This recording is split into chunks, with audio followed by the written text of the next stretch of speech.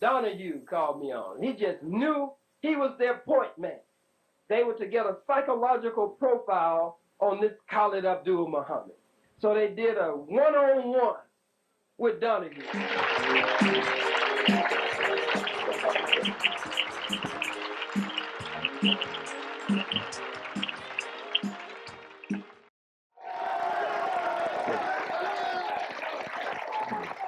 Have a seat. Thank you. How are you? This is Khalid Muhammad, former national representative of Minister Louis Farrakhan of the Nation of Islam. Mr. Muhammad is the man who made so many of the front pages of America's newspapers with a speech at Kean College, which so many people called anti-Semitic and a lot of things. At the very least, racist.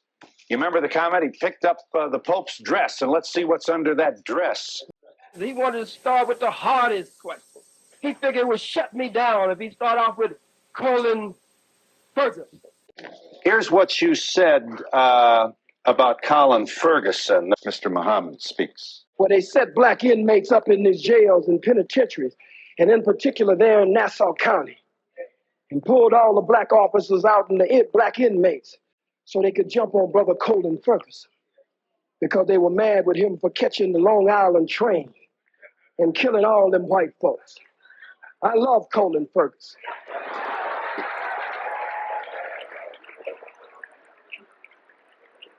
I have no official position, so I can say I love him. You love a man who randomly killed 6 people on a commuter train? You praised Colin Ferguson, and he thought that would just stump me. And there's no way I could answer that intelligent. That would just make me look like a total fool, or I would be so radical until I would lose the masses of black people even, who were looking. And so I don't know where the answer came from. It came from God and the ancestors. And I said, I love Colin Ferguson just as much as the masses of white Americans love General Schwarzkopf, General Westmoreland, General Patton, General MacArthur, and Eisenhower. America awards her killers, and they get ribbons and stripes and bars. I'm sensitive to the pain and suffering of the loss of life on that train, but I'm one of the rebellious slaves. And so when black people stand up out of pain and suffering and frustration, I understand after 500 years. A multiracial community of harmony and peace. Am I correct in saying you have forsaken that ideal? My arms are tired, Phil.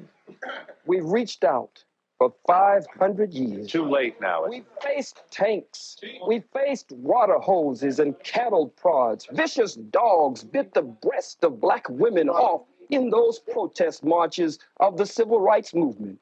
Vicious four-legged dogs sicked on us by two-legged dogs, bit into the groin and the private parts of black men, women, and children. So, Mr. Donahue, I believe that the white man is absolutely disagreeable to live with in peace, and that no one has been able to get along with him nowhere on the face 196,940,000 square miles of the planet Earth. Lift up the Pope's skirt to see what's under there. This is high school stuff. The Bible speaks of lifting up the skirts of the garment. Oh, I'm surprised at you, Phil. It's a metaphor. It's symbolic language. I'm not at all interested in what is under the Pope's clothes. I'm not into that. See what's under there. Let's but see it is what's a under there, you metaphor to say, let us expose the Pope. According to H. Shelton Smith, President Emeritus of Duke University, in his book entitled In His Image, quote, the Catholic Church and the Pope were directly involved in the institution of slavery. They financed slavery and gave the okay that it was good business to sell Africans. Lift up the skirts of his garment so that we can see the shame and reveal what has been hidden. But it has nothing to do with sexuality whatsoever.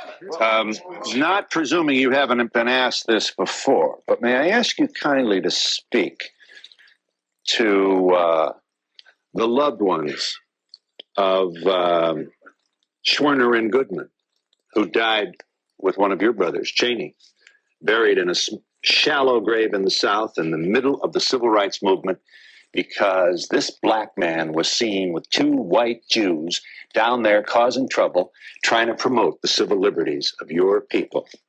Two Jews found in a shallow grave. You would want to say what to her?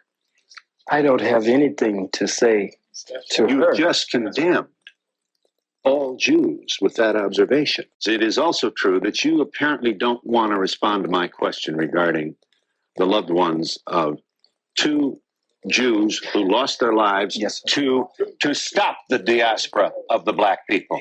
I don't know. Do you have any? I don't know why they were there, and you don't know why they were there.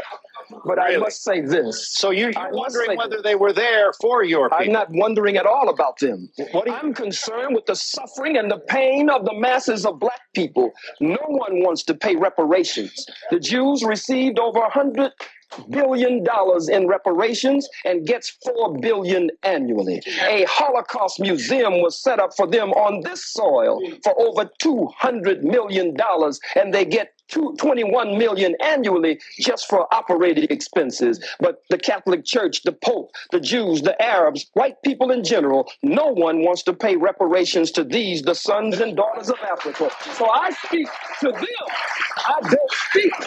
I speak to them. I don't speak to the family of those two Jews. There are too many of us for me to speak to them. That day, the God and the ancestors were with me. I couldn't do nothing wrong.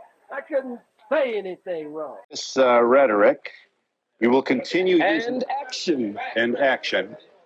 What kind of action? Strategy to effect what in the United States of America? Let's start with us. No wise general sits with a representative of the opposition to discuss battle strategy and battle plans before the entire world. I don't think that would be wise. Adolf Hitler perpetrated the Holocaust on 11 million people that died, 6 million of which were Jews, 5 million were others. Am I to understand that you would very much support his way of doing things and him for that matter? Oh, sir, this is not reverse racism nor discrimination that you could tie into your statement on Hitler. I don't advocate what Hitler has done before the world. Hitler's struggle. I went to the Holocaust Memorial Museum, and I tried to separate Hitler as a freak of nature from the rest of white people. But after all that we have gone through, I know that there's a little bit of Hitler in all white people and a lot of Hitler. And we'll be back in just a moment. What about Goldstein, who slaughtered 39 Palestinians and became a Jewish hero? Publicly, rabbis said what about the fingernails, Dr. Collins? Said that the rabbi said that the fingernail of one Jew was worth more than all of the Arabs in the world. And the New York Times ran the lead story with the photo showing the Jews filing past his grave. Yes. They not only called him a hero, but a saint. Would you believe, Mr. Muhammad, that the Jewish war veterans that I'm proud to represent took this issue on, and we have condemned the United States Navy as it relates to the deaths of these sailors? I do know that during that same war, that America was, as is today, so racist until the German officers, when they were captured, could eat in the same mess hall and have the same accommodations as the white American officers. But the black troops were segregated, couldn't come into that mess hall unless they were scrubbing the floors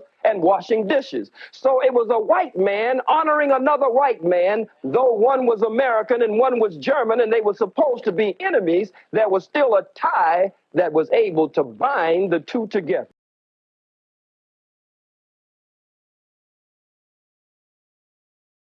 I'd like to see us lay to rest this whole notion of anti-Semitism.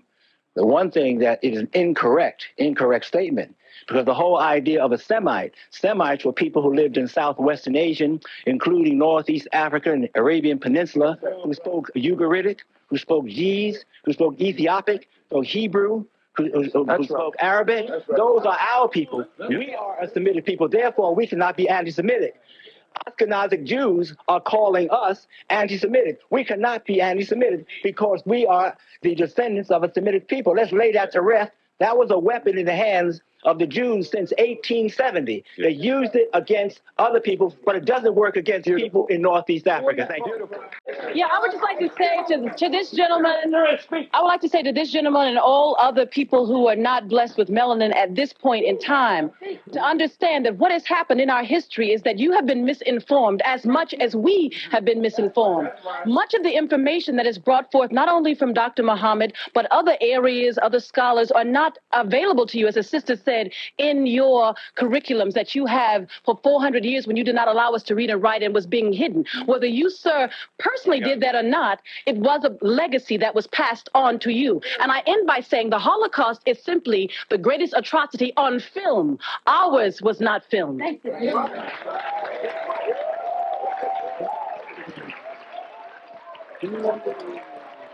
I hope you saw the difference between Donahue and Barbara Walters. Because when Barbara Walters went down and when Donahue went down, the National Security Council had a meeting and say, we're going to have to do this brother now.